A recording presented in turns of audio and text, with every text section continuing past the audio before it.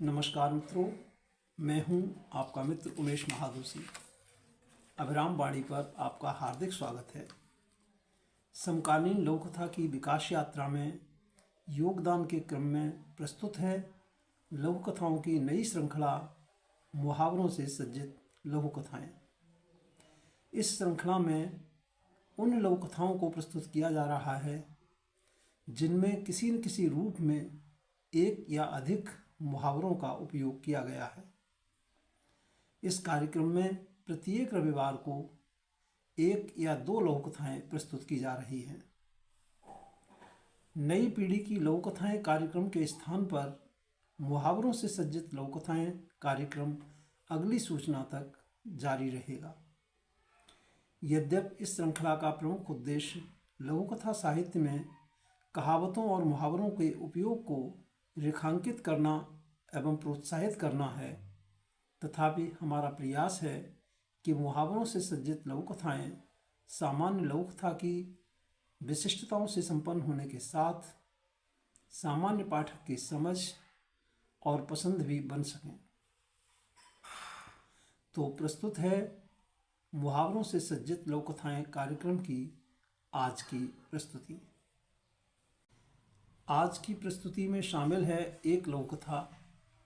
सुश्री सविता इंद्र गुप्ता जी की इस लघुकथा अकेला चना का वाचन उमेश महादोशी यानी मेरे द्वारा किया जा रहा है। यह लघुकथा मुहावरों से सज्जित लघुकथाओं के संकलन काम जो आवे कामरी में शामिल है।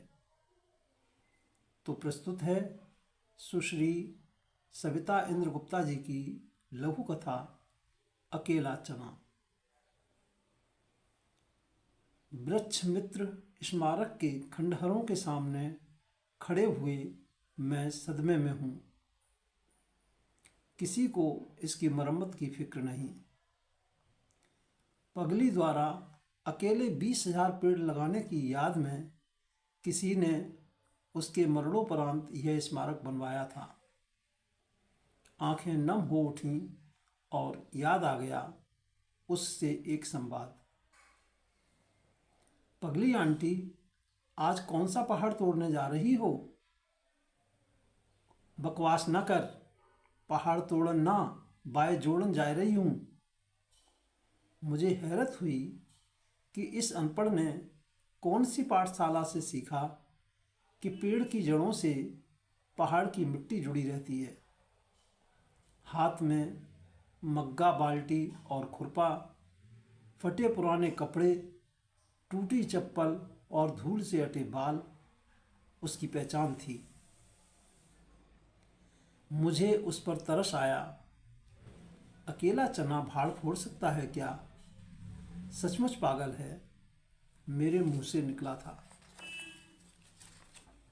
घर के पीछे पड़ी फालतू बंजर जमीन में उसने नीम, पीपल, बरगद, आम के सैकड़ों पौधे रोपे थे, जिनमें से कुछ की जड़ों ने जमीन में अच्छे से पकड़ बना ली थी। उत्साहित होकर उसे शहर में जहाँ भी सही लगता पौधा रोप देती और रोज निकल जाती पास पड़ोस से पानी मांग मांग कर उन्हें सींचने। लोग पागल कहते क्योंकि करीब 100 पौधे रोपने पर 2-3 ही पनप पाते। 30-35 वर्षों की लगन का नतीजा था कि उसके लगाए हुए कई हजार वृक्ष शहर में लहलहा रहे थे। मैं जब भी शहर आता हूँ उसके स्मारक पर फूल जरूर चढ़ाता हूँ। आज श्रद्धांजलि देते हुए मेरी आंखें नम हो गई हैं। मुंह से अनायास ही निकल जाता है, पागल तुम नहीं हम थे आंटी, जो तुम्हारा साथ देने की बजाय तुम्हें पागल समझते रहे। सुश्री सविता इंद्र गुप्ता जी की इस लघुकथा अकेला चना के साथ हम लेते हैं आपसे विदा।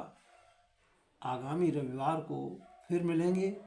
मुहावरों से सज्जित लघुकथाएं कार्यक्रम की श्रृंखला को आगे बढ़ाने के लिए आप अपनी नियमित योजनाओं में सफल हों, जीवन में भरपूर ऊर्जा और उत्साह से आनंदित रहें। हार्दिक शुभकामनाएं। नमस्कार मित्रों।